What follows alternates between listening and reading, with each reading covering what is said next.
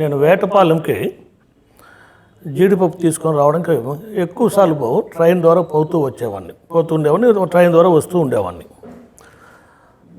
తిరుపతి నుంచి చాలామంది నా జూనియర్లు నాతో చదివిన క్లాస్మేట్స్ కృష్ణా ఎక్స్ప్రెస్లో నాతో పాటే వచ్చి అక్కడ దిగి ఆ కాలేజీలో పాఠాలు చెప్పడానికి వెళ్ళేవాళ్ళు.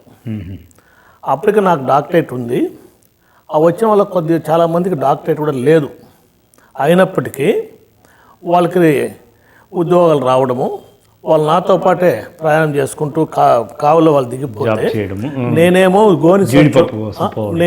జీడిపప్పు కోసము గోని సంచుల్లో డబ్బాలను వేసుకొని కుట్టుకొని ఆ డబ్బాలు గోని సంచులకి అయ్యే 1000 రూపాయలు కూడా సేవ్ చేసుకుందామన్న ఉద్దేశంతో ఆవిడని తీసుకొని నేను వేటపాలెంకి వెళ్ళేవాడిని. అప్పుడు వాళ్ళు నాతో పాటు మాట్లాడుకుంటూ వచ్చి కావుల్లో అసిస్టెంట్ ప్రొఫెసర్ దిగి క్లాసులు చెప్పడానికి పోవడం ఏంటి, నేనేమో డబ్బాలు తీసుకొని పోయి జీడిపప్పు నింపుకొని వెనక్కి రావడం ఏంటి అనేది నాకు చాలా బాధాకరమైన విషయం. అంతే కదా. ఎందుకంటే అప్పటికి నాకు 89కే నాకు PhD అవార్డు అయిపోయింది. ఆ 89లో రిక్రూట్మెంట్ వీళ్ళు ఎంఫీలు PhD లేకపోతే ఉద్యోగాలు వచ్చేసాయి వీళ్ళందరికీ. వీళ్ళేమో 70,000 80,000 జీతాలు తీసుకుంటున్నారు. నేనేమో 1000 రూపాయలు 2 రూపాయలు సంపాదించుకోవడం కోసం అంత దూరం పోయేవాడిని. ఆ తర్వాత అక్కడ కూడా మళ్ళా నేను సరుకులు తీసుకొని సేమ్ ఏదో ఒక ప్యాసింజర్ ట్రైన్లో ఎక్కి నిలబడుకొని వచ్చిన సందర్భాలు కోకొల్లలు. ఒక అంత ఎడ్యుకేటెడ్గా ఉండుకొని మీ సాటి ఎంప్లాయీస్ జాబ్ చేస్తా పోతాటి, మీ సాటి విద్యార్థులు మీరు వ్యాపారం కోసం జీడిపప్పు అనేది తక్కువని కాదు. అవును. కానీ మీ చదువుకిను మీరు చేసే వృత్తికి సంబంధం లేకుండా మీ కళ్ళ ముందు ఉన్నవాళ్ళు పోతా ఉండడం అనేది చాలా బాధాకరమైన విషయం. ఎన్నోసార్లు ఈ 2 భుజాల మీద మూటలు పెట్టుకుని కార్టూన్స్ పెట్టుకొని నిలబడి వచ్చిన సందర్భాలు ఉంటాయి. అదేవిధంగా మెడ్రాస్లో కూడా పోయి మేము స్పైసెస్ డ్రై ఫ్రూట్స్ తీసుకోవడానికి బయలుదేరాము. అప్పుడు ముందు రోజు మా ఆవిడికి చెప్తే ఆమె నాకు మా శిష్యుడు కిషోర్ అనే అబ్బాయికి 6 పొట్లాలు రెడీ చేసింది. ప్రతి పొట్లంలో 3 చపాతీలు టమాటా చట్నీ, ఈ విధంగా 6 పొట్లాలు మాకు ఇచ్చేది. మేము ఈ బస్సులో వెళ్ళినప్పుడు కాశీ ఇంటర్నేషనల్ హోటల్ దగ్గర బస్సు ఆపి అందరూ అక్కడ దిగి పోయి లోపలికి మసాలా దోశలు కాఫీలు తాగి హ్యాపీగా ఎంజాయ్ చేసి వస్తుంటే మేము ఒక మూలకు పోయి కూర్చొని మేము ఎత్తుకొని పోయిన టిఫిన్ తినేసి ఆ గ్యాప్లో హిందూ పేపర్ చదువుకుంటూ మళ్ళీ మెడ్రాస్ వెళ్ళేవాళ్ళం. అక్కడ కూడా వాళ్ళు పాపం సేట్లు వాళ్ళు మా మీద ఉన్న మమకారంతో మంచితనంతో వాళ్ళు భోజనాలు తెప్పించేవాళ్ళు. వాళ్ళ భోజనాలతో పాటు మేము ఎత్తుకొని పోయిన వాటిని కలిపి కూర్చొని తినేవాళ్ళం. బయలుదేరి వచ్చేటప్పుడు వాళ్ళు మా మీద గౌరవంతోనూ ప్రేమతో వాళ్ళకి నచ్చింది స్నాక్స్ పొట్టాలు గట్టి మాకు ఇచ్చేవాళ్ళు. సో వాటిని తీసుకొని మళ్ళీ రిటర్న్లో పుత్తూరులో ఆపినప్పుడు మార్నింగ్ తీసుకొని చపాతీలు ఇద్దరు కూడా తినేసి మళ్ళీ మేము తిరుపతి బస్ స్టాండ్లో దిగిన తర్వాత మళ్ళీ ఆటోలు వీటికి లగేజీకి ఖర్చు పెట్టడం అనవసరం అని చెప్పి భావించి మా స్కూటర్ని అక్కడే పెట్టుండేవాళ్ళము. మొత్తం దాంట్లో మా స్కూటర్నే మేము లగేజ్ అంతా పెట్టుకొని 12 గంటలకో 1 గంటకో ఇంటికి చేరేవాళ్ళం. ఓకే, ఇది సరే సార్. ఇప్పుడు ఇన్ని కష్ట నష్టాలు భరించి వ్యాపారాన్ని ఒక స్థాయికి తీసుకుపోయి ప్రతి రూపాయి కాడ అతి జాగ్రత్త పడి జీవితంలో ఉన్న అనుభవాలన్నింటినీ క్రోడీకరించుకొని ఒక స్థాయికి ఎదిగేదానికి వ్యాపారంలో కూడా మీరు ఒక మంచి పొజిషన్కి వెళ్ళారు. అవును. కానీ అలాంటి వ్యాపారంలో ఉన్నట్టుండి ఒక్కసారిగా మళ్ళీ ఆ వ్యాపారాన్ని వదులుకోవాల్సిన పరిస్థితులు ఎందుకు వచ్చాయి సార్? నమ్మకమైన ఉద్యోగస్తులు దొరక్కపోవడము. ఓకే. నా దగ్గర తర్వాత నా ద్వారా మెలకులు నేర్చుకుని వాళ్ళు కూడా వ్యాపారాలు పెట్టుకోవడానికి ప్రయత్నాలు చేయడము. వాళ్ళకి నా సమక్షంలో పెళ్లిళ్ళు జరిగిపోవడము, వాళ్ళు కూడా కుటుంబ పరంగా బాధ్యతలు పెరగడము, ఇవన్నీ చూసిన తర్వాత మామూలుగా కూడా మేము ఏ రోజు టయానికి భోజనం చేసిన సందర్భాలు లేవు. ఈవినింగ్ 5కో 6కో భోజనం చేసేవాళ్ళము, నైట్ 11కో 12కో భోజనం చేసేవాళ్ళము. ఎందుకంటే మేము మా వ్యాపారం మొత్తము 99.9% డోర్ డెలివరీ ఉంది. అందరూ 50 రూపాయల నుంచి ఎంత డబ్బైనా కానీ ఆ మేరకు ఇంటికి తీసుకొని వచ్చే బాధ్యత మాది. అందులో మా బిజినెస్ మొదలు పెట్టిన తర్వాత బాగా జరిగింది. ఈ కష్ట నష్టాన్ని ఓర్చుకుని భరించి పనిచేసే ఉద్యోగస్తులు కరువు అయిపోయారు. మంచి వాళ్ళు అనేవాళ్ళే కరువు అయిపోయారు. ఇక మేము ఎవరిని నమ్మినా కూడా కొద్ది రోజుల తర్వాత వాళ్ళ యొక్క స్వభావం బయటపడేది. వాళ్ళ మోటివ్ దీనికి అనుకూలంగా ఉండేది కాదు. ఒక అబ్బాయి బాల వెన్నెల అనే బ్రాందీ షాప్లో పనిచేసేవాడు. మేము వాళ్ళకి జీడిపప్పు సప్లై చేసేవాళ్ళం. ఒకసారి నన్ను చూసి, సార్ మీ దగ్గర ఉద్యోగం ఇవ్వండి, నేను ఈ నైట్ టైం పని చేయలేకుండా ఉన్న బార్లో మీతో వచ్చేస్తా అని చెప్పి అన్నాడు అబ్బాయి. ఆ అబ్బాయి పేరు కిషోర్ కుమార్. సరే రావాయా నా దగ్గరే పని చేద్దాం అని చెప్పి నేను రమ్మన్నాను. వచ్చి నాతో చేరాడు. నా దగ్గర ఉన్నప్పుడే అతను మ్యారేజ్ జరిగింది, తర్వాత అంగడి పెట్టాడు. నేనే అతనికి మ్యారేజ్ నా సమక్షంలో జరిపించాను. తర్వాత అంగడికి కావాల్సిన సరుకులు సామాన్లు కొన్ని నేనే ఇప్పించాను.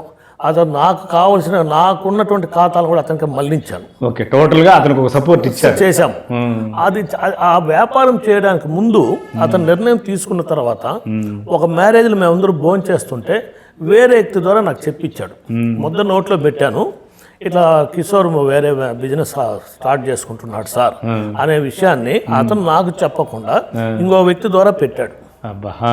అప్పుడు నేను షాక్తో ఫీల్ అయిపోయాను. అంతే కదా, ఇలా అట్లా నమ్ముకున్న వాళ్ళని ట్రైనింగ్ ఇచ్చిన వాళ్ళందరూ బాగా ఒక స్టేజ్కి రావడము, వెంటనే వెన్నుపోటనే అనొచ్చది. అంతే కదా, వెన్నుపోటే అనొచ్చు.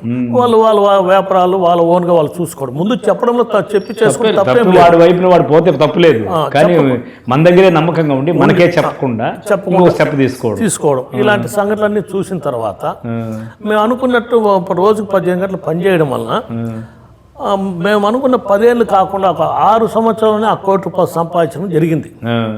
అప్పుడు ఇంకా మేమేమో వైశాఖ కుటుంబంలో పుట్టకపోతే కుటుంబ పరంగా మా కుటుంబంలో ఉన్నటువంటి సభ్యులు ఎవరికి కూడా ఈ బిజినెస్లో అనుభవం లేదు. నాకు ఎంతసేపు అకాడమిక్ ఇంట్రెస్టే కానీ ఎకనామిక్ ఇంట్రెస్ట్ చాలా తక్కువ.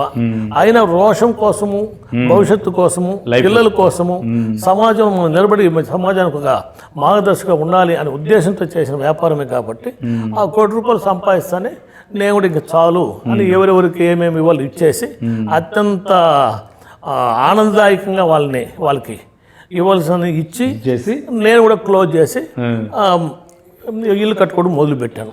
మరి ఇంత చేశారు, వ్యాపారంలో ఒడిదుడుకులు ఎదుర్కొన్నారు, అవమానాలు ఎదుర్కొన్నారు, ఒక సస్టైన్ అయినారు, విజయవంతమైనారు. కానీ ఈ క్రమంలో మీ జీవిత సహచరి అంటే మీ మిస్సెస్ గారు ఎంతవరకు మీకు తోడ్పడారు? ఏ విధంగా ఆమె సపోర్ట్ మీకు ఉండింది సార్? ఆమె కూడా డబుల్ పోస్ట్ గ్రాడ్యుయేట్, మహిళా యూనివర్సిటీలో ఫస్ట్ బ్యాచ్ కమ్యూనికేషన్ జర్నలిజంలో మాస్టర్స్ చేసింది. ఇటీవల నేను ఎంఎస్ సైకాలజీ చేసినప్పుడు ఆమె కూడా నాతో పాటు ఎంఎస్ సైకాలజీ చేసింది. ఇద్దరికి మాకు ఫస్ట్ క్లాస్ కూడా వచ్చాయి ఇటీవల. ఆమె మొదట్లో వ్యాపారం లేని రోజుల్లో, నేనేమో యూజీసీ పోస్ట్ డాక్టర్ ఫెలోగా యూనివర్సిటీ ఉన్న రోజుల్లో మార్నింగ్ నుంచి ఈవినింగ్ వరకు వ్యాపారం కోసం ఆమె వచ్చి షాప్లో కూర్చొని ఉండేది. అంత చదువుకొని ఆమె కూడా వ్యాపారం పూర్తిగా కూర్చొని ఉండేది. మేము పోయేటప్పుడు కూడా ఏ ఊరికి పోవాలన్నా మాకు 4 గంటలకి మార్నింగ్ 4 గంటలకి నిద్రలేసి ఈ టిఫిన్ పొట్లాలు కట్టించేసేది. ఎందుకంటే ఇక్కడ ఒక పాయింట్ ఫస్ట్ నుంచి నాకు ఒక కాన్సెప్ట్ ఉంది. అదేంటంటే our savings are only our earnings, మన పొదుపే మన ఆదాయము అనే దాన్ని ప్రధాన సూత్రం ఈ సెకండ్ కూడా తూచా తప్పకుండా ఫాలో అవుతున్నాం మేము. అందువల్ల ఆమె కూడా 200-300 ఖర్చు పెట్టి 2-3 భోజనాలు చేయడం కన్నా ఇంట్లో చేసిన దీన్ని తీసుకోవడం వల్ల ఆరోగ్యానికి ఆరోగ్యము, పొదుపుకు పొదుపు, ఈ ఉద్దేశంతో ఆమె ఎప్పుడు కష్టపడి వంటలు చేయడము, అర్ధరాత్రి లేసి మార్నింగ్ అంతా లేసి రెడీ చేసి ఇవ్వడము, ఆ తర్వాత షాప్లో ఉండడము, పిల్లలు పుట్టిన తర్వాత కూడా పిల్లల్ని ఆ షాప్లో ఆడించుకుంటూ ఉండడము. మేము మొత్తం ఎక్కడ ప్రొడక్షన్ ఉంటే అక్కడికి వెళ్ళడము. పుంగునూరు, పలంనేరు, మదనపల్లి, కుప్పము, పరక్కట్లు, చాటలు, చింతపండు, అట్లా ఎక్కడ ఏ వస్తువు ప్రొడక్షన్ ఉంటుందో అక్కడికి పోయి కొనుక్కొని వచ్చేవాళ్ళం. అప్పుడు ఆ సందర్భాలు అన్నిట్లో కూడా ఈ షాప్లో ఉండి ఆ బిజినెస్ కంటిన్యూ చేయించేది. ఆ విధంగా ఆమె కూడా చేదోడు మాకు ఉండడం వలన మా యొక్క ఉద్యోగస్తులు అందరినీ కూడా తన పిల్లలుగా భావించి చేసేదాన్ని. వాళ్ళు ఆఫీస్ అవర్స్ అయిపోయినా కూడా, వర్కింగ్ అవర్స్ అయిపోయినప్పుడు కూడా మేము పోని బలవంతంగా చెప్తే కానీ వాళ్ళు పోయే పరిస్థితి లేదు ఇంట్లో. ఆ విధంగా అతుక్కుపోయేవాళ్ళు. వాళ్ళు అందరూ కూడా మా కుటుంబ సభ్యులు కానీ మెలిగేవాళ్ళు. మా పిల్లల్ని చూసుకోవడంలో కానీ, వాళ్ళు పెంచడంలో కానీ, వాళ్ళకి షూ వేసి తలదువ్వి డ్రెస్ వేసి తీసుకుపోయి స్కూల్కి వదిలి రావడం కానీ అన్నిట్లో కూడా వాళ్ళకి కలిసిమెలిసి మొత్తం బాగా ఉండేవాళ్ళు. అందువల్ల మాది ఒక గ్రూప్ లాగా ముందుకు పోయేవాళ్ళు. కుటుంబంలో మా యొక్క సపోర్ట్ ఎనలేంది. అదేవిధంగా మేము పొదుపుకి విపరీతంగా ఇచ్చేవాళ్ళం ఇంపార్టెన్స్. సో నెలకి 6 లీటర్ల పెట్రోల్ మాత్రమే వాడేవాడిని నేను. ఆ తర్వాత 5 రోజులు 6 రోజులు పెట్రోల్ అయిపోతే కూడా నేను నడిచి వచ్చి షాప్కి నడిచిపోయాను ఇంటికి, ఇంకా వాడే ప్రసక్తే లేదు. మీ బడ్జెట్ అంతే, దాని మీద దాటించేవాళ్ళు. అవును. అదేవిధంగా మేము అందరూ కూడా కలిసి నడిచి పెళ్లికి వెళ్ళి భోజనం చేసి నడిచి వచ్చేవాళ్ళం, మేము కానీ మా సిబ్బంది కానీ. అందువల్ల అందరికి కూడా ఈ ఎకనామిక్ డిసిప్లిన్ బ్రహ్మాండంగా వచ్చింది అందరికీ. సినిమాలకు కూడా మేము నడిచి వెళ్ళి సినిమా చూసి నడిచి వచ్చేవాళ్ళం. ఈవిధంగా అందరికి కూడా వాకింగ్ మీద మంచి అవగాహన వచ్చింది. రోజు అందరూ కూడా 10 నుంచి 15 కిలోమీటర్లు నడిచేవాళ్ళం. ఇది ఒక మంచి అలవాటుగా అందరికి స్టాండర్డ్గా వచ్చేసింది అనమాట. అది ఓకే సార్, అదే ఒక డిసిప్లిన్ పద్ధతి వచ్చారు. ఇదే విధంగా చేస్తూ బిజినెస్లో కొంచెం ఆపేయాలని డిసైడ్ చేసుకున్న తర్వాత మేడం సహకారంతో కూడా మళ్ళీ మీరు ఒక స్టెప్ తీసుకుని ముందుకెళ్ళారు. ఈ క్రమంలో మీ ఎడ్యుకేషన్ వేస్ట్ కాకుండా మీరు చదివినటువంటి ఇది మీ జీవిత అనుభవాలు పాఠాలు అన్నిటి కలిపి మోటివ్ క్లాసులు చెప్పాలి విద్యార్థులకి అనే అభిప్రాయము లేకపోతే ఆ యొక్క ఆలోచన మీకు ఎప్పుడు కలిగింది? ఇవన్నీ షాప్ క్లోజ్ చేసిన తర్వాత మేము ఇప్పుడు ఉంటున్న ఈ ఇంట్లో కింద భాగము మేము హోల్సేల్ పప్పులు ఆయిల్స్ ఇవి పెట్టాలని కింద గోడౌన్ పెట్టాము. పైన 2 పోర్షన్స్ కట్టుకున్నాం. ఫస్ట్ ఒక పోర్షన్ దాన్ని 2 చేసాం ఆర్థిక వనరుల కోసం. అప్పుడు అనుకోకుండా విప్రో అధినేత ప్రేమ్జీ అతని తరపున కొంతమంది వచ్చారు. వచ్చేసారి ఇది మీరు ఇస్తే మేము విప్రో హోల్సేల్ గోడౌన్ పెడతాము, మీరు మాకు సహకరించండి అని చెప్పడంతో మేము కూడా జీవితకాలము మనము టెనెంట్గా ఉన్నాము. ఈరోజు ప్రపంచంలోనూ దేశంలోనూ మొదటి 5-6 స్థానాల్లో ఉండేటువంటి ప్రేమ్జీ గారు నాకు టెనెంట్ అవుతున్నారన్న ఆనందంతో నేను వెంటనే వాళ్ళు ఇచ్చిన ఆఫర్ని యాక్సెప్ట్ చేశాను. చేసి వాళ్ళకి 8,000 రూపాయలకి బాడికి ఇచ్చాను కింద.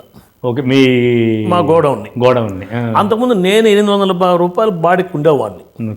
సో నాకు నాలో నేనే చాలా ఆనందపడ్డాను. ప్రేమ్జీ లాంటి వాడికి మనం రెంట్ ఇచ్చాము. ఈ రోజు ప్రేమ్జీ గారు నా టెనెంట్, నేను 800 రూపాయలకి బాడికి ఉండేవాడిని. ఈ రోజు 8,000 నాకు రెంట్ వస్తుంది, అంటే 10 అంతే కదా వస్తుంది.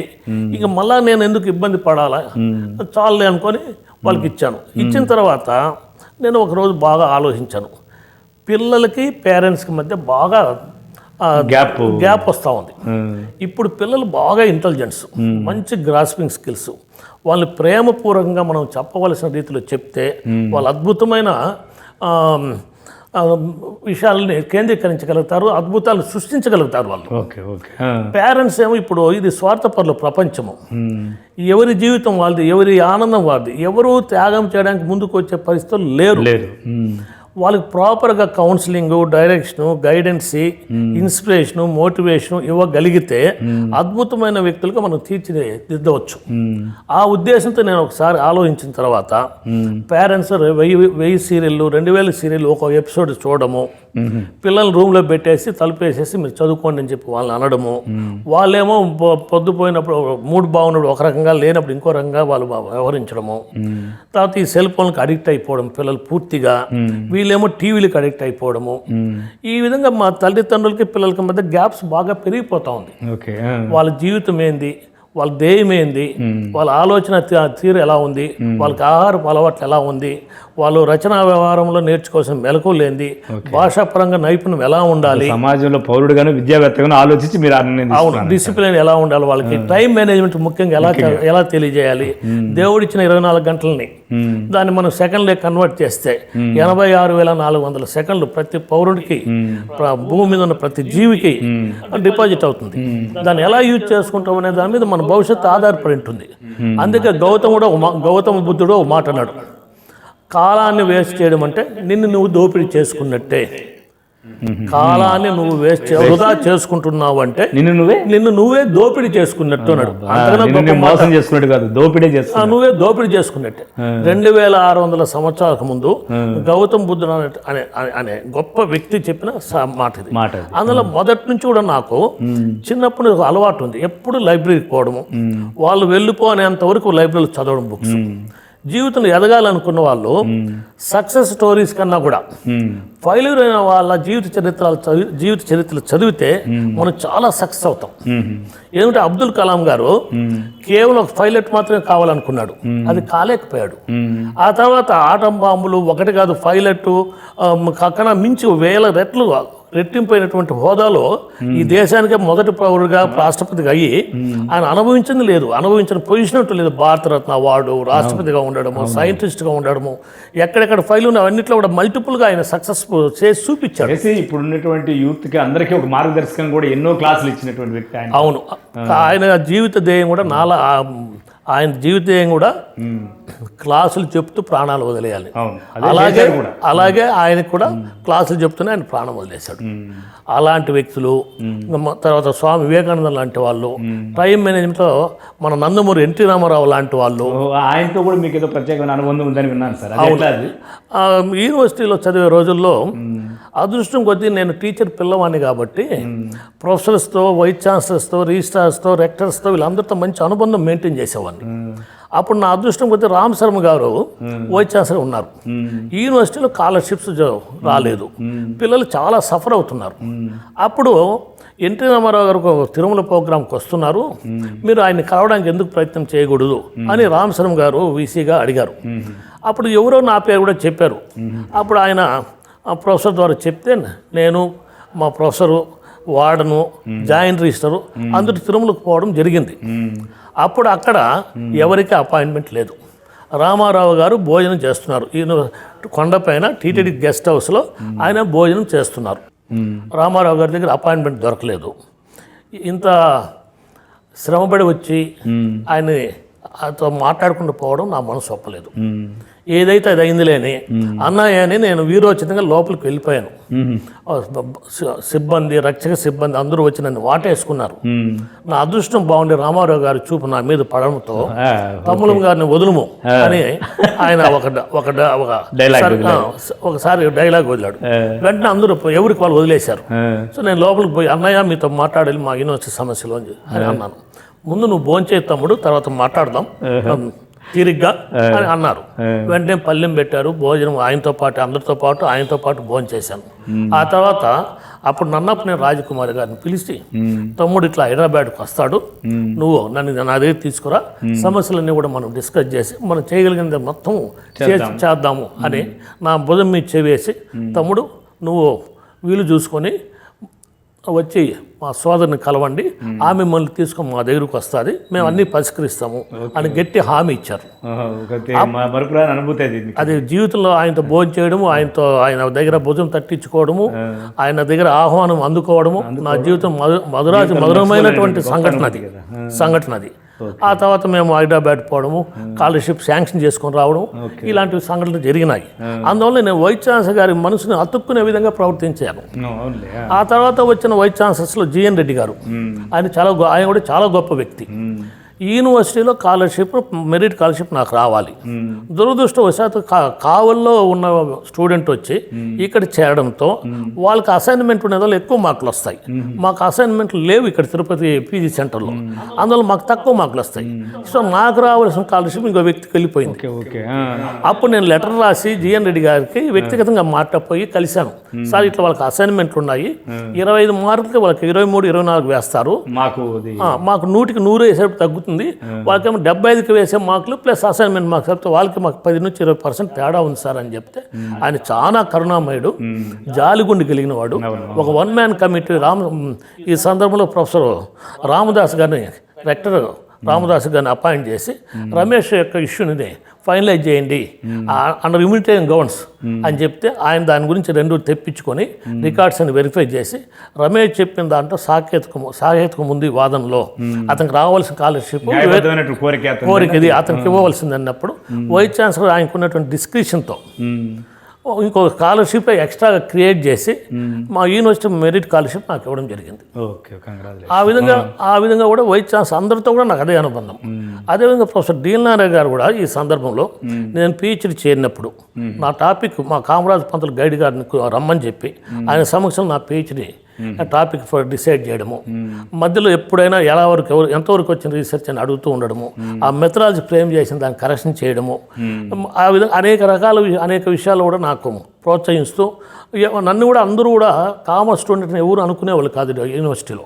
ఎందుకంటే నేను ఎక్కువ ఎకనామిక్స్ స్టూడెంట్స్తోనూ, ఎకనామిక్స్ ఫ్యాకల్టీ మెంబర్స్తోనూ, ఎకనామిక్స్ సంబంధించిన స్టాల్వార్ ప్రొఫెసర్ డిఎల్ నారాయణ గారితోనూ అనుబంధం ఉండడం వల్ల అందరూ నన్ను ఎకనామిక్స్ స్టూడెంటే అనుకునేవాళ్ళు.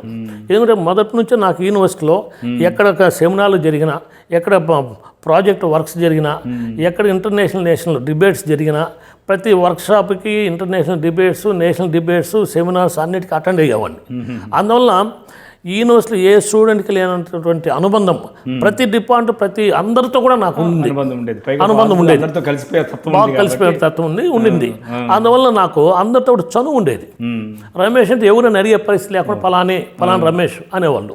ఓకే, మొత్తం మీద మీరు యూనివర్సిటీలో ఒక స్థాయి ఉద్యోగం అనేది అనేక కారణాల వల్ల రాకపోయినా ఇంకొక విధంగా దాన్ని ఫుల్ఫిల్ చేసుకున్న సంతృప్తి అయితే ఉంది మీ జీవితంలో ఉంది. ఆ తర్వాత నేను ఇక్కడ ఒక పాయింట్ చెప్పాలి. Ordinary plus extraordinary, ordinary plus extra, ఈ రెండు కలిపితే సింపుల్గా ఎక్స్ట్రాడినరీ అయిపోతుంది. అందువల్ల నేను ఒకరోజు ఆలోచించా, నేను ఇప్పుడు ఆర్డినరీ స్టూడెంట్ యూనివర్సిటీలో ఒక 10 డిగ్రీలు చేశాను అనుకో, నేను ఎక్స్ట్రాడినరీ అవుతా. అందువల్ల ఎక్స్ట్రా కోసం ఎందుకు చేయకూడదు అనే ఆలోచన రావడము. సివిల్స్ రాయడానికి కోసం నేను ఆ రోజుల్లో సివిల్స్ రాయడానికి ఈ సందర్భంలో ఒక పాయింట్ ఏంటంటే, మా ఇంట్లో మా పిన్నం కమిషన్ ఫర్ ఎడ్యుకేషన్, ఆమె పేరు డాక్టర్ ఏ వనజాక్షి, ఐఏఎస్. అదే ఆమె సొంత తమ్ముడు నాకు మేనమామ డాక్టర్ ఏ వనమాలి, ఆయన ఐఏఎస్. ఆయన వచ్చి మన రామస్వామి గారికి first year English first year student, second year Madras యూనివర్సిటీలో పూర్తి చేశాడు. ఆ తర్వాత ఫస్ట్ అటెంప్ట్ ఐఏఎస్ పాస్ అయ్యాడు. మా పిన్నమ్మ మా మేనమామలు ఐఏఎస్, ఇంకొక మేనమామ ఐఆర్ఎస్, పిఆర్ ప్రసాద్ ఆయన పేరు. మొదట్లో నాకు కూడా ఐఏఎస్ రాయాలి, కరెక్ట్ కావాలనే ఆలోచన బలంగా ఉండేది. ఆ తర్వాత నాకు తెలిసింది ఏంటంటే, మా కామర్స్ కోర్స్ వచ్చి ప్రొఫెషనల్ కోర్స్ అది. Just like agriculture college, just like agriculture MSc, MBBS, MD, ML, MLSc, ఈ విధంగా ప్రొఫెషనల్ కోర్స్ అది. అందువల్ల మాకు జనరల్ నాలెడ్జ్ స్కోప్ తక్కువ. సబ్జెక్ట్ మీద పట్టు ఉండొచ్చు, మేము చార్డ్ అకౌంటెంట్స్ కావచ్చు, కంపెనీ సెక్రటరీస్ కావచ్చు, ఇంకోటి కావచ్చేమో కానీ, బట్ జనరల్ నాలెడ్జ్ అక్వైర్ చేయడానికి అవకాశాలు సబ్జెక్ట్ పరంగా చాలా తక్కువ. అందువల్ల నేను ఇంకా ఎంఏ పొలిటికల్ సైన్స్ చేశాను. దాని ఒక ఆప్షన్ తీసుకోవాలి, వదిలింది ఏమీ లేదు సబ్జెక్ట్లో, లేదు. తర్వాత ఆ గ్యాప్లో బిఎల్ఎస్సి చేశాను. ఆ తర్వాత పిహెచ్డి సబ్మిట్ చేస్తాను 87లో. వెంటనే నెల్లూరు లా పోయి విఆర్ లా కాలేజీలో రెగ్యులర్గా బిఎల్ చేయగాను 87, 89. ఆ రోజు నేను అడ్మిషన్కి పోయిన రోజే ప్రైమ్ మినిస్టర్గా రాజీవ్ గాంధీ నెల్లూరుని విజిట్ చేయడం జరిగింది. నేను ఆ రోజు ఆయన చూశాను కూడా. సో ఆ తర్వాత పోస్ట్ డాక్టర్ రీసెర్చ్ చేయడము, అప్పుడు ఖాళీగా ఉండడం ఎందుకు అనుకొని మళ్ళా నేను నాకు చదువు కంటిన్యూ చేయడము. ఆ తర్వాత ఉద్యోగరీత్యా రాకపోవడంతో వ్యాపారం ప్రారంభించడం. ఈ విధంగా ఈ రోజు కూడా నేను ఇటీవల 2016లో మా ఇంట్లో ఉన్నటువంటి టీవీని ఇక్కడ కనెక్షన్స్ తీసేసి న్యూస్ పేపర్లు నిలిపేసి లాని మొత్తం మళ్ళీ ఒకసారి రాసే 21 పేపర్స్. సో పాస్ అయ్యాను. ఆ తర్వాత నేను 2018లో ఆల్ ఇండియా బార్ కౌన్సిల్లో అడ్వకేట్గా ఎన్రోల్ చేసుకున్నాను. ఆ తర్వాత నాకు ఇంగ్లీష్ మీద పట్టు ఉండాలనే ఉద్దేశంతో ఎప్పుడో ఎంఏ ఇంగ్లీష్ రాశాను. అప్పుడు ఏదో పాస్ అయ్యాను నామినల్గా రామస్వామి గారు పట్టు కావాలి కదా. అందువల్ల మళ్ళీ ఈ మధ్య ఎంఏ ఇంగ్లీష్ రాయడం జరిగింది, ఫస్ట్ అది తెచ్చుకోవడము జరిగింది. అదేవిధంగా నేను మా మిస్సెస్ కలిసి 2021లో ఎంఎస్ సైకాలజీ సక్సెస్ఫుల్గా పూర్తి చేసి ఇద్దరు ఫస్ట్ క్లాస్ తెచ్చుకున్నాం. ఈ విధంగా MS psychology, MA English, MA political science, MCom, BLSc, BL, PhD, UGC post doctor fellowship, ఇంకా సోషియాలజీ, పబ్లిక్ అడ్మినిస్ట్రేషన్, ఇంకా అనేక సబ్జెక్టుల మీద పూర్తి చేసుకుంటూ ఈ యొక్క ప్రవాహం ఇంతటితో ఆగదు. ఇప్పుడు కూడా చదువుతున్నారంటే ఇంకా ఆగదు ఇది. ఎందుకంటే life is meant for learning. Every human being suppose to learn until his last or her birth. This the ఒక evergreen quotation. Every human being suppose to learn until his or her last breath. So similarly my concept is also I want to learn until my last breath. Last breath వరకు definitely. ఎందుకంటే దీనికి Socrates ఆద్యుడు. అతను 2 గంటల్లో చనిపోతా అనంగా ఎదురుగా కిటికీ తీసి చూస్తే ఒకతను మ్యూజికల్ ఇన్స్ట్రుమెంట్తో మ్యూజిక్ ప్లే చేస్తున్నాడు. అతను పిలిపించి ఇది ఎంతసేపులో నేర్చుకోవచ్చు అని అడిగితే అతను ఒక 40 మినిట్స్లో నేర్చుకోవచ్చు అంటే పాడమని చెప్తాడు. అవును, అతను అద్భుతంగా 40 మినిట్స్లో పాడాడు. పాడిన తర్వాత ఆ ఇన్స్ట్రుమెంట్ తీసుకుని ఇతను పాడాడు. ఆ తర్వాత ఇంకొక 20-30 మినిట్స్లో చనిపోబోతాడు. అప్పుడు అందరూ అడిగారు సోక్రటీస్ గారిని, ఇట్లా 2 అవర్స్లో మీరు చనిపోతారని మీకు తెలుసు, అలాంటి ఇప్పుడు ఆ ఇన్స్ట్రుమెంట్ వాయించమని మీరు అడగడం ఏంటి, ఆ తర్వాత ఆ ఇన్స్ట్రుమెంట్ మీరు తీసుకుని ప్లే చేయడం ఏంటి అంటే అప్పుడు ఆయన చెప్తాడు, life is meant for only learning. 2 గంటలకు ముందు ఆ మ్యూజిక్ ఏదో నాకు తెలీదు, ఆ మ్యూజిక్ నాకు రాదు. ఇప్పుడు 2 గంటల తర్వాత ఆ మ్యూజిక్ ఏదో తెలుసు, ఆ మ్యూజిక్ నేను ఎంజాయ్ చేశాను, నేను ప్లే చేయగలిగాను. దాని నుంచి మనం నేర్చుకోవాల్సింది అంటే చివరి క్షణం వరకు కూడా నేర్చుకోవడం అనేది అనంతం, దాన్ని నేర్చుకుంటూనే ఉండాలనే తత్వం మీదేనే. అది నేను కూడా ఆయన దగ్గర నుంచి గ్రహించాను. అందులో విపరీతంగా పుస్తకాలు చదవడం, విజేతలది ఫెయిల్యూర్ అయిన వాళ్ళ సక్సెస్ స్టోరీస్, ఫెయిల్యూర్ స్టోరీస్ 2 చదవడం వల్ల ప్రతి దాంట్లో మంచిని గ్రహించే ఆర్డర్లు పెట్టుకోవడం వల్ల స్టార్టింగ్ నుంచి ఈ రోజు వరకు కూడా economic discipline, personal discipline, time discipline ఏమిటో డీవియేషన్ లేదు. అందువల్ల మా అమ్మాయిలను కూడా మొదటి నుంచి ఒక ఆర్డర్లో తీసుకొని వాళ్ళకి ప్రపంచం అంటే ఏందని ఎక్స్పోజర్ క్రియేట్ చేశాను, టైం మేనేజ్మెంట్ నేర్పించాను, సెల్ఫ్ డిసిప్లైన్ నేర్పించాను, కల్చర్ నేర్పించాను. రెండోది ఏంటంటే travelling is the greatest part of knowledge. ఆ ఉద్దేశంతో నేను మా పిల్లల్ని ఎక్కడికి కావాలంటే వాళ్ళు ఇద్దరిని కలిపి అండమాన్ పంపించాను, గోవా పంపించాను, బాంబే పంపించాను, ఢిల్లీ పంపించాను, మెగా సిటీస్కి వాళ్ళు ఇద్దరినే పంపించాను.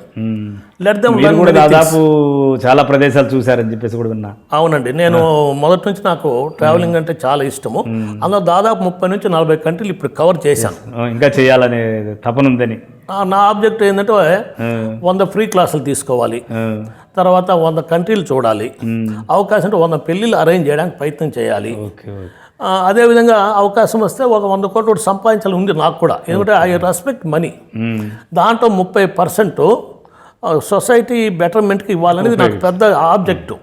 దీన్ని కూడా ఈ సందర్భంలో చెప్పడం ఏంటంటే 30 సంవత్సరాలకు ముందు నేను చెలుకూరు బాలాజీ టెంపుల్కి పోయినప్పుడు ఆర్థికంగా ఆనాటి పరిస్థితులు నాకేమీ లేవు.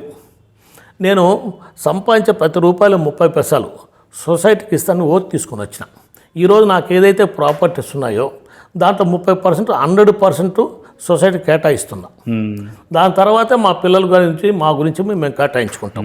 అందువల్ల కెనడీ ఇక్కడ ఒక ఇష్యూ చెప్పాడు, దేశానికి మనం ఏం చేశాము అనేది ఇంపార్టెంట్, దేశం మనకి ఏమి ఇచ్చింది అనేది ఇంపార్టెంట్ కాదు అని జాన్ కెనడీ చెప్పేవారు. అదే నేను కూడా మనం ఈరోజు ఈ స్థాయికి ఎదిగాము వచ్చామంటే సంఘము తెలుసో తెలియక ఎంతో హెల్ప్ చేసి ఉంటుంది. ఈ సంఘంలోనే వనరులనే మనం సంపాదించుకునేది కూడా.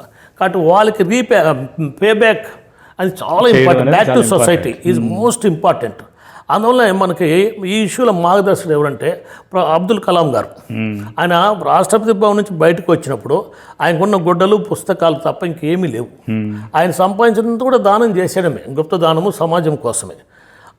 మన జీవితం మనం ఒక చాలా అదృష్టవంతులు మనము. ఎందుకంటే మన రమణ మహర్షి గారి గురించి కావచ్చు, రామకృష్ణ పరమహంస గారి గురించి కావచ్చు, స్వామి వివేకానంద గురించి కావచ్చు, నందమూరి తారక రామారావు గారి గురించి కావచ్చు, ఇవన్నీ ఇన్స్పిరేషన్గా ఉన్నా ఇప్పుడు జీవితంలో మీరు ఎదుర్కొన్నటువంటి ఒడిదుడుకుల్లో ఇది కూడా మీ యొక్క అండదండలుగా మీకు ఇన్స్పిరేషన్గాను మీకు శ్రేయోభిలాషగా ఉండే అతి ముఖ్యమైనటువంటి వ్యక్తులు ఎవరైనా ఉన్నారా?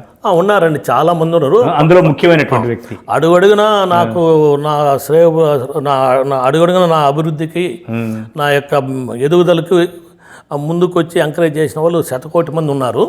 అందులో ముఖ్యంగా చెప్పాలంటే నా మ్యారేజ్ అయిన తర్వాత, మ్యారేజ్ నుంచి మా మామ భాస్కర్ నాయుడు అండి, ఆర్ భాస్కర్ నాయుడు. ఆయన ఆర్ట్స్ కాలేజీలో కెమిస్ట్రీ లెక్చర్గా ఉండి రిటైర్ అయ్యాడు. ఆయన ఏఎస్ఎఫ్కి, కమ్యూనిస్టు నారాయణ గారికి, ఇంకా పెద్ద పెద్ద వాళ్ళు కూడా ఆయన గురుతుల్యులు. ఎందుకో మా ఇద్దరి మధ్య ఇన్సపరబుల్ అటాచ్మెంట్, విడదీయరాని బంధము. మా ఇద్దరిని కృష్ణార్జునుగా చూసేవాళ్ళు. ఎక్కడైనా ఒక పెళ్ళికో ఫంక్షన్కి పోతే నన్ను చూస్తే ఏడయా మీ మామ అని అడిగేవాళ్ళు, ఆయన చూస్తే ఎక్కడయా మీ రమేష్ అని ఆయన అడిగేవాళ్ళు. ఆ విధంగా మా ఇద్దరి మధ్య ఇన్సపరబుల్ అటాచ్మెంట్. ప్రతి పనిలో ప్రతి యాక్టివిటీలో ఆయన యొక్క అండదండలు, ఆయన యొక్క సూచనలు, సలహాలు, సంప్రదింపులు, ఆశీర్వాదాలు ఉన్నాయి. ప్రతి దాంట్లో కూడా మేము షాప్ ఓపెన్ చేసినప్పుడు కావచ్చు, మా మ్యారేజ్లో ఉండొచ్చు, మా చిన్న చిన్న మా మధ్య ఏదైనా ఘర్షణలు గోపతాపాలు వచ్చినప్పుడు, గిల్లి కజ్జాలు అంటారు కదా, అలాంటివి ఏర్పడినప్పుడు ఆయన ఒక పెద్ద మనిషిగా మా ఇంట్లో ఇంటర్ఫియర్ అవ్వడం, ఒక సాల్వ్ చేయడము. ప్రతిరోజు ఆయన భూమి నుంచి వెళ్ళిపోయేంత వరకు ప్రతిరోజు ఆయన నన్ను కలవడము, నేను ఆయన కలవడం జరుగుతూనే వచ్చింది. అదేవిధంగా మంచి విషయం సార్. అదేవిధంగా మా అమ్మ ఈ కాంటెక్స్ట్లో చెప్పాల్సిందంటే, మా అమ్మ గురించి ఎంత చెప్పినా తక్కువే. సందర్భం కాబట్టి కొద్దిగా చెప్పడం నా బాధ్యతగా భావిస్తున్నా. ఇద్దరు టీచర్లు. ఎన్పి చంద్రబాబు నాయుడు గారు ఎంపీగా ఉండేవారు, అది అందరికీ తెలిసిన వ్యక్తి. ఎన్పి చంద్రబాబు నాయుడు అంటే నలగాంపల్లి చంద్రబాబు నాయుడు గారు ఆయన పేరు. ఆయన ఎంపీగాను, లోక్సభ ఎంపీగా, రాజ్యసభ ఎంపీగా ఉండేవారు.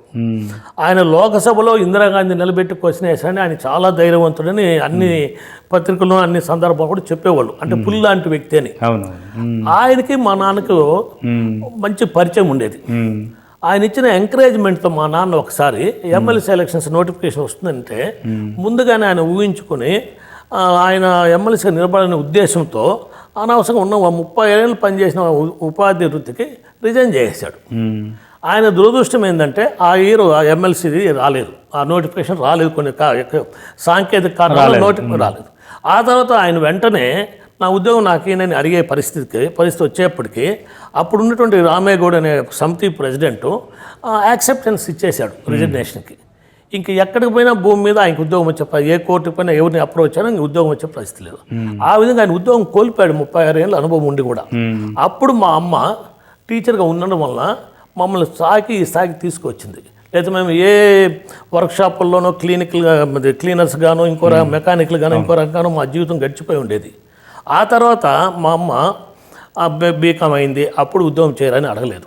ఎంకామ్ అయింది, అప్పుడు ఉద్యోగం చేయరని అడగలేదు.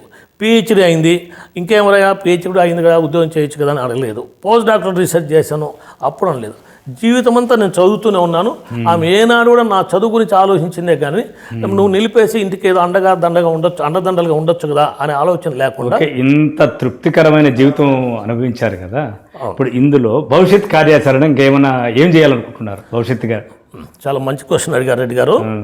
ఇప్పుడు గత 20 సంవత్సరాలుగా పిలిచిన చోట పిలవని చోట ₹1 కూడా తీసుకోకుండా దాదాపు ప్రతి క్లాసు 2 hours మోటివేషన్ క్లాసులు అన్లిమిటెడ్గా అవకాశం ఉన్న ప్రతి చోట ఫ్రీగా చెప్తున్నా. I'm a one man army. నాకు నేనే మోటివేట్ చేసుకొని నేను 1000 మందిని మోటివేట్ చేస్తున్నా. అది ఒకటి. ఇది నా అంటిల్ మై లాస్ట్ బ్రీత్ ఈ యొక్క ఆబ్జెక్ట్ కంటిన్యూ అవుతుంది. తర్వాత అడ్వకేట్గా కూడా నేను కోర్టుకు పోయినప్పుడు సాటి లాయర్లు బాధితుల్ని మరీ తీవ్ర స్థాయిలో మోసం చేయకుండా, వాళ్ళు ఇబ్బంది పెట్టకుండా నా ద్వారా వస్తే వాళ్ళకు ఒక విశ్వాసము, ఒక నమ్మకము, ఒక పొదుపు, ఖర్చులోంచి పొదుపు వీటిని నిలబెట్టడానికి, వాళ్ళకి ఏదో చేదోడు వాదోడు ఉండడానికి నేను ఈ ప్రొఫెషన్ చేస్తున్నానే కానీ ఈ ప్రొఫెషన్లో నేను ఈ ఏజ్లో ఈ స్టేజ్లో ఏదో సంపాదించాలనో ఇంకేదో అయిపోవాలనే ఆలోచన అయితే లేదు. Okay sir. ఇప్పుడు దీనివల్ల భవిష్యత్తులో యూత్కి కానీ సమాజానికి కానీ మీ ద్వారా మరిన్ని సేవలు అందించాలని కోరుకుంటూ విశ్వ రివ్యూస్ తరపున మీకు మరీ కృతజ్ఞతలు చెప్పుకుంటున్నాను sir. Thank you very much Reddy గారు. మీతో ఈ సమయం స్పెండ్ చేసిన దానికి నేను అత్యంత ఆనందదాయకంలో ఉన్నాను. Okay sir, thank you sir, thank you. Right.